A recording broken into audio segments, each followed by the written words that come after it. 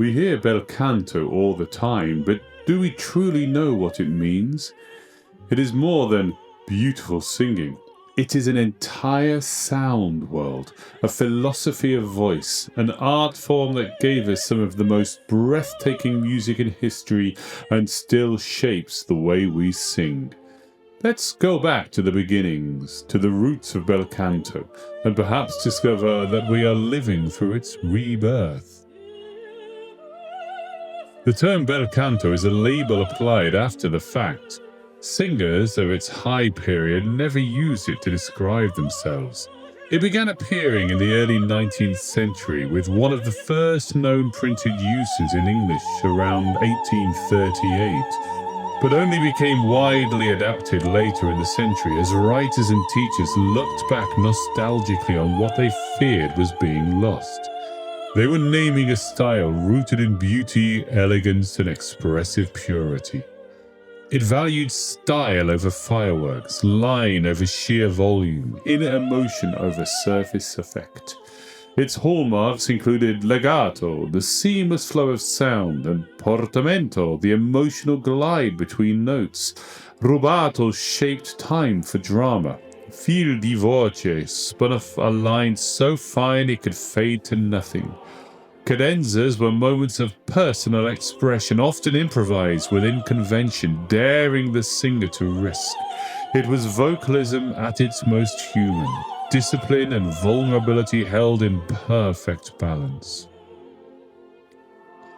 Bel canto's artistic DNA lies partly in the Baroque, in the elegant operas of Scarlatti, Porpora, and Hasse. In that period, the voice was often more placed. Precise phrasing and ornamentation could serve almost as an intellectual conceit, a demonstration of mastery over the musical code. But even if this was never the whole truth, there was a gradual shift. Bel canto moved the art of singing into the whole body. Breath and physical release became not just a means of producing sound, but part of the style itself. Phrasing was no longer purely a matter of articulation. It was shaped by a technique that promoted flowing line without push, using the natural expulsion of air to support the music's architecture. The long ornate lines and the great mad scenes of the bel canto stage grew out of the castrati tradition and its appetite for display. These singers joined power with agility. Their roles demanded control, ornament, theatrical flair. Over time, the external spectacle softened. The fireworks remained, but the meaning deepened. Ornament became expressive rather than decorative. The long line became felt rather than flaunted. The emotional temperature of bel canto turned inward, even as the technique remained outwardly brilliant. Rossini, Bellini, and Donizetti stand as the great names of bel canto. Rossini brought rhythmic brilliance and symmetrical elegance. Bellini wrote melodies that seemed to hang in the air without end. Donizetti infused the style with heightened drama.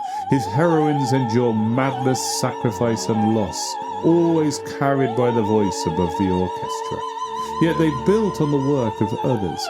Nicola Vaccai, Saverio Mercadenti, Carlo Coccia, and Johann Simon Mayer all shaped the tradition. Mercadante expanded the orchestra's colors and energy while keeping bel canto phrasing intact. Mayer, Donizetti's teacher, passed on the evolving craft. The revolution that made all of this possible happened not on the stage but in the studio.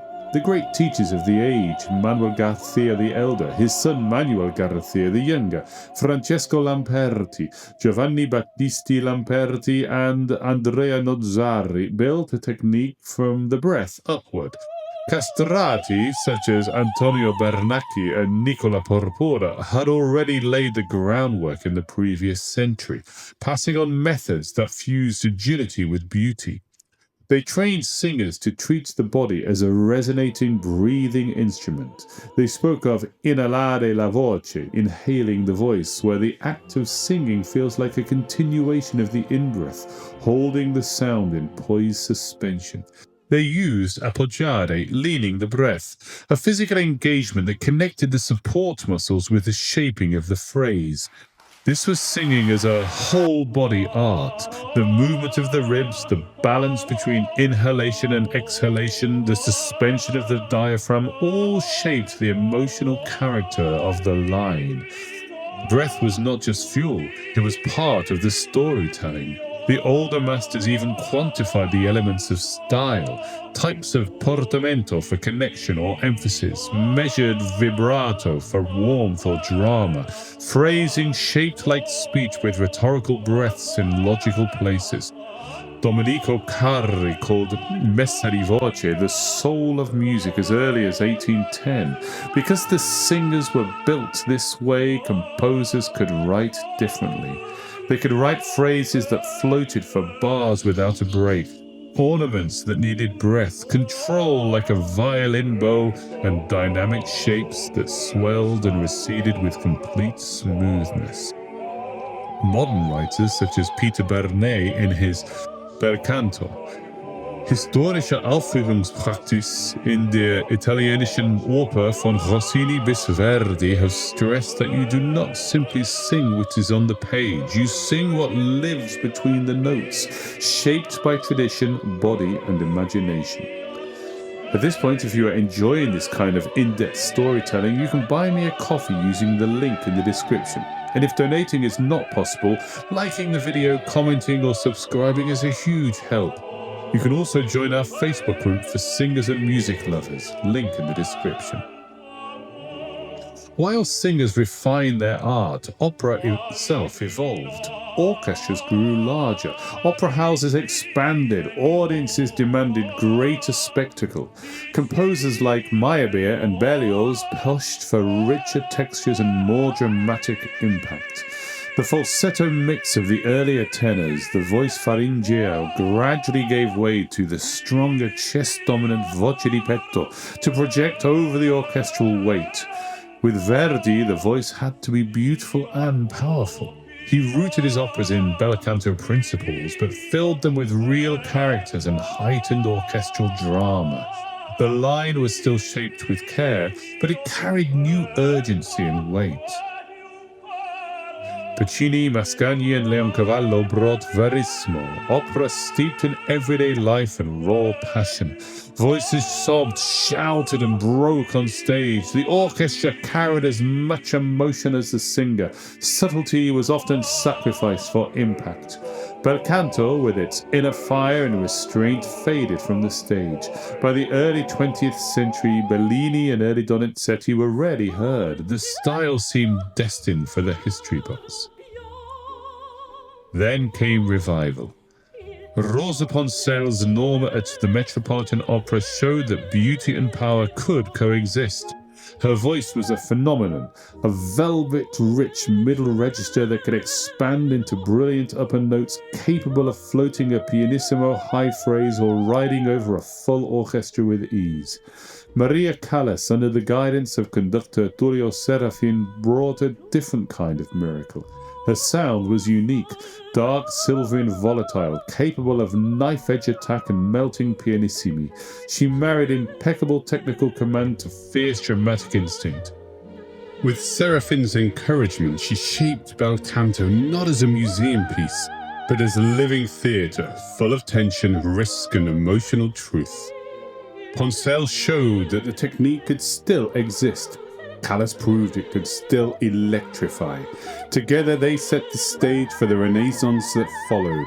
Joan Sutherland's radiant ease, Beverly Sills' agile brilliance, Montserrat Caballé's floating pianissimi, Marilyn Horne's technical fearlessness, Teresa Berganza's warmth and elegance. From there, a younger generation, including Luciana Serra, Edita Gruberova, June Anderson, and Mariela Devia, kept the style flourishing through the late 20th century. We may be in one now.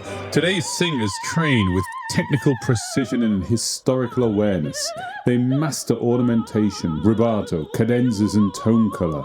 They know when to shift from voce cupo to ringing squillo, when to let a fremendo quiver through a phrase, when to make a cadenza a moment of drama.